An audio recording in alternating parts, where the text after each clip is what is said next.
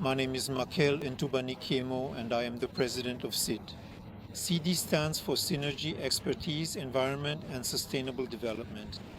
Our presence at the COP is justified for several reasons, because as a synergy of experts for the environment and development, it is essential for us to update our knowledge, and our continued presence here on this occasion allows us not only to generously share our valuable knowledge and expertise, but also to remain closely in touch with the latest innovations and advancements.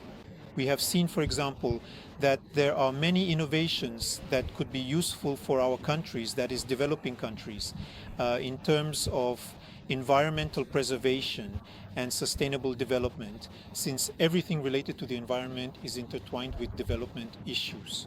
And also, we are profoundly here to diligently follow the crucial decisions, the comprehensive decision-making process, the extensive and detailed discussions leading to these vital decisions, and the upcoming critically important conclusions regarding the long-term survival and continued well-being of our precious planet, particularly focusing on the ambitious and essential goal of significantly reducing global carbon dioxide, CO2 emissions, by at least 2%, and also to actively work towards achieving a more equitable and just certain degree of global climate justice for all.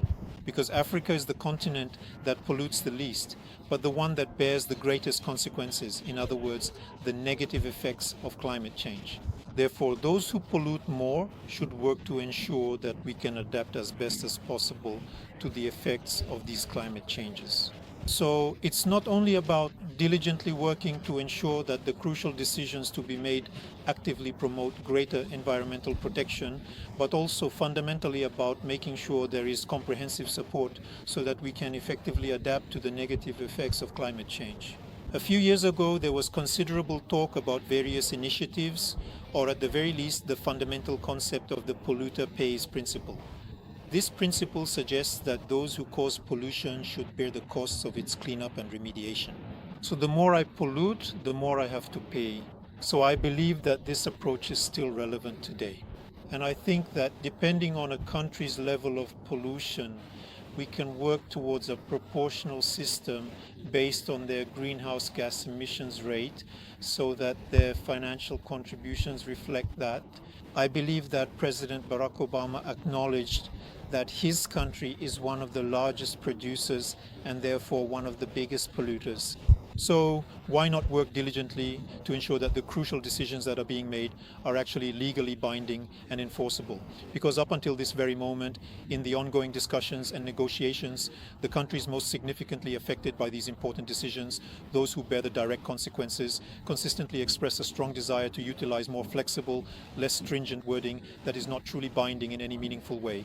And that, in a way, reflects a mindset where something could be circumvented later on. We, as developing countries, believe that these conclusions, these decisions, should indeed be binding and use the appropriate terms so that what we are seeking can be achieved, and there is absolutely no way to circumvent these decisions in any way.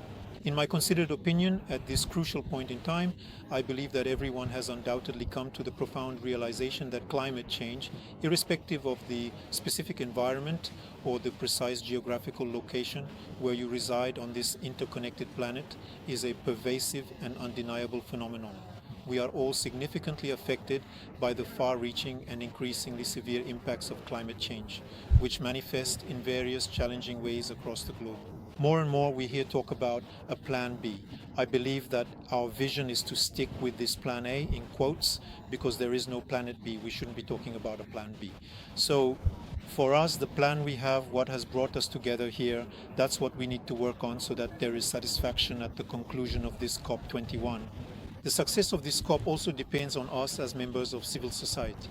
It also depends on the synergistic actions that we will take.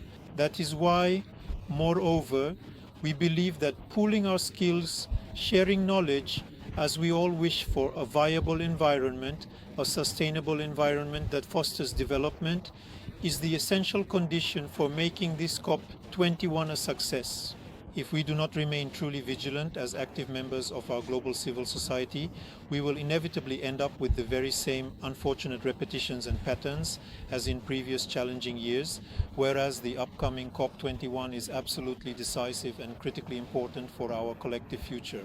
Because if we unfortunately fail to adequately curb the truly harmful and devastating effects of ongoing climate change, if we are indeed unable to effectively tackle the profound challenges of climate change itself, then the very future of our entire species is seriously and gravely threatened, and in the immediate and foreseeable future, we will inevitably face the severe and widespread consequences of our inaction.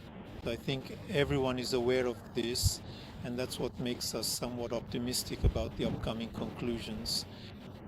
We have only one planet. There is no planet B, so there is no plan B.